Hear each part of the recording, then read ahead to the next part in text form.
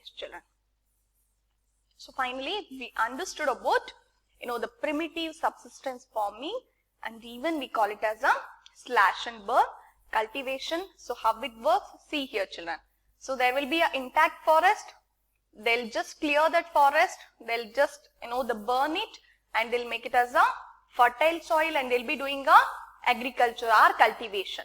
And again, they'll be, once the soil loses its fertility, they'll be leaving it. Okay. So it allows the nature to replenish the the fertility of the soil, or restore the fertility of the soil. So they'll just leave that land and they'll be moving to the one more new intact forest. Okay guys, you people understood the cycle, right? Yes, we'll move to the next one. See, this, this primitive subsistence farming or the slash and burn farming, we even call it as with the different names in the different places. Okay, see here children, this is very much important children. This is, the chumming, and you people just go ahead, what are the different names we'll be calling in different places. Okay. Yes. So this is very much important guys. Remember, chumming. Okay. Yes. And the next, the one more, the second type, it is intensive subsistence farming. So what does it mean by intensive subsistence farming, children? See, this type of farming practiced in areas of high population pressure on land. So where we can see the more populated areas, in that areas only we can see this intensive subsistence farming. It is labor intensive farming where high doses of biochemical inputs and irrigation are used for obtaining higher production. So in the last, that is the slash and burn cultivation, we saw that there they are not using any of the chemical fertilizers, they are not using any of the modern methods of agriculture or the irrigation. But here in this intensive subsistence farming, they are using all the modern agricultural methods. That is, they are using the labor intensive farming, they are using the high doses of biochemical inputs, that is the fertilizers, and they are using even the modern methods of agriculture to get the high production, or we call it as a high yield. Okay. This is one of the fact you people should know, children. See here, 12% of world's farmland is in India. So the maximum, almost 12% of world's farm area is in India. Okay. So hope you guys understood, right? Intensive subsistence farming, we can see only where the dense are the more populated areas. Okay. And in this farming, in this intensive subsistence farming, they'll be using the more labor, and they're using more biochemical fertilizers or the pesticides, and they're using the modern methods of agriculture or irrigation to get the high yield. Okay children, we'll move to the next, that is, though the right of inheritance leading to the, the division of land among successive generations has rendered land holding size uneconomical, the farmers continue to take maximum output from the limited land in the absence of alternative source of livelihood. So by this, what you people are understanding, children? Yes, we can see our surroundings. So how we are getting this land, children? Through inheritance only. Yes or no? Our, the grandfathers, the ancestors, the grandchildren will be having, and they will be, that land will be transferred. Our grandfather land will be transferred to, yes, our father, and our father will be giving that land to us. Okay. The size of the land will not be economical. But in that particular piece of land only, we try to produce more and more, the goods or the products. Because we will not be having any other alternative source of livelihood, or will not be having any other work. We can see in our rural areas. So the maximum land, they will be inherited. That means from their forefathers, from their grandfathers, they will be getting that land, inheritance. So what they will be doing? With that particular piece of land only, they will be producing more and more. the output. They need the more and more output or the yield, because they'll not be having any other source of income. Understand, children? See, thus there is enormous pressure on agricultural land. So that's the reason they'll be putting the more pressure on the agricultural land by using the modern methods of agriculture. They'll be using the many biochemical, the fertilizers, the pesticides, all those things. Okay, children? Hope you understood, right? The difference between primitive subsistence farming and intensive subsistence farming. Okay? Yes.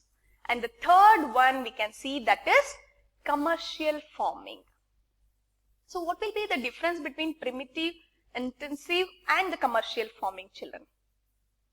Yes, as we know that in the beginning only we have discussed, apart from the food, the agriculture is producing some other products also. That is, we call it as a commercial products. These are all the raw materials for the secondary sector industries. So what are the examples you can give, children? Yes, exactly. Maybe coffee, tea, rubber, and then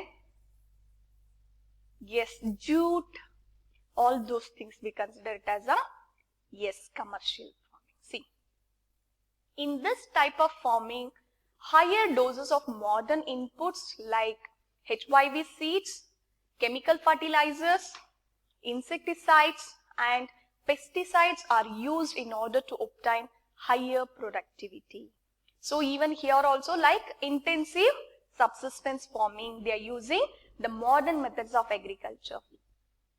Guys, these are all the things you people studied in your last chapter, in your 9th standard. Guys, can you remember these things? Where you have studied? Yes, the story of village Palampur. In that chapter, you have studied all these things. With the available small piece of land, to produce more and more, they started to use this modern agriculture farming or irrigation. Okay.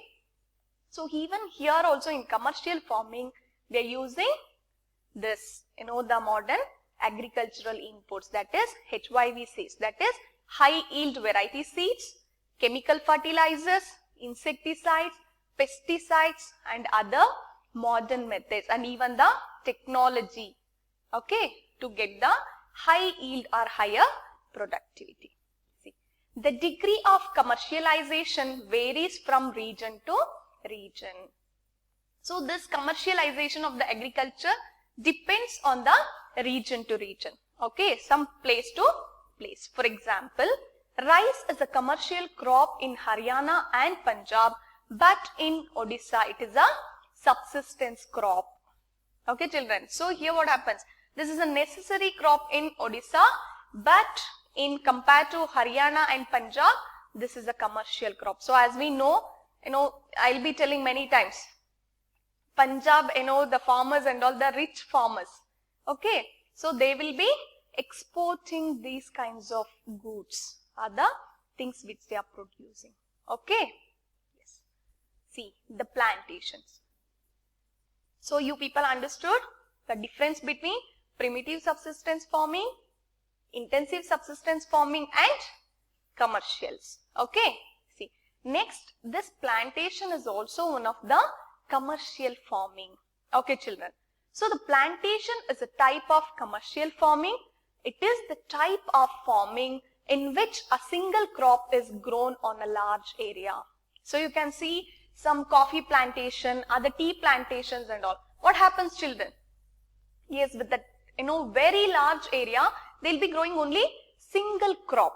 So that will be called as a plantations. Okay.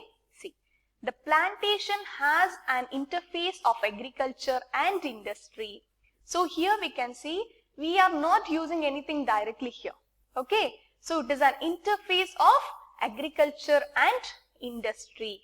Okay. This is producing a raw materials for the industries. See, plantations use capital intensive inputs with the help of migrant laborers. So here what happens, children? In the plantations and all, we can see some migrant laborers only. They'll be coming from the different places and they'll be working in some plantations. Okay. And they'll be using the capital intensive inputs, the maximum, the capital and all, they'll be involving in this. All the produce is used as raw materials in respective industries. So whatever the things they are producing, like a coffee, tea, or rubber, or the bamboos, all those things, what they'll be doing? Yes, they are all the raw materials for the secondary sector, that is for industries. Okay.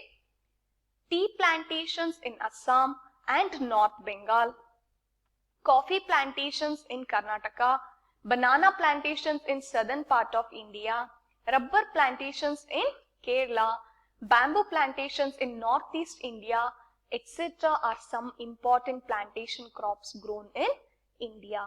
Okay, see children, these are all the the plantational crops we are growing in India. In which is a state is producing the more coffee in our country? Yes, that is Karnataka. Okay, so here we can see the difference between the plantations and the other kind of farming. What happens in the plantations? So with that small, that one particular crop will be growing in the entire place or the large area. Okay, that will be called as plantations. Okay children, so here what happens, they'll be using the plantations use capital intensive inputs with the help of some migrant laborers. The laborers are not the localites, they are the migrant people. They'll be using the maximum migrant laborers. Okay, so this plantations produces the raw materials to the industries. Okay, so these are all the plantations, whatever it is producing directly, it will go to industries for the further production. Okay, and we can see some, yes, the plantations which are famous in India. What are the plantational crops we are growing in India? Important crops, the plantation crops grown in India. That is tea, coffee, banana, rubber, bamboo and some other dry fruits also. Okay, fine children. See, since the production is mainly for market, a well-developed network of transport and communication connecting the plantation areas, processing industries and market plays an important role in the development of plantations. So finally we understood plantations, it is one of the commercial farming. So you people know what is a commercial farming? Only for the, yes, the the sale activities, or only for the product, the export activities will be producing more this kind of goods. So that situation, of course, here the the market, transportation and the this industries market and all plays a very much important role. Yes or no children? So that's the reason here they are telling, see, the mainly for market, a well-developed network of transport and communication connecting the plantation areas. Communication in the in the sense of yes, it may be like a advertisement and all those things are very much important for the development of this plantation activities. Okay children, hope you all understood the concept right. Today you have learnt about some facts about agriculture in India and you have learnt about the 3 different types of farming in India. Okay, one it is primitive subsistence farming, intensive subsistence farming and commercial farming. In commercial farming only you people understood about plantations. Okay, yes. So we'll just go for recapitulation. So describe the jamming cultivation in one sentence. So what does it mean children? Yes, it may be primitive subsistence farming or yes, it is a slash and burn cultivation. Okay, a system of agriculture where a single crop is grown in a large area, we call it as plantations. Okay, which is the leading coffee producer state in India? Which one children? Find the answer and write. Okay, fine. Compare intensive subsistence farming with that of commercial farming practiced in India. So you just differentiate between intensive subsistence farming and commercial farming. Both are using the modern technology of agriculture, but what is the major difference you have to write? Okay, fine children. Hope you all are studying well. Don't waste your time. This is very crucial time for you people. Okay, study well. Thank you all.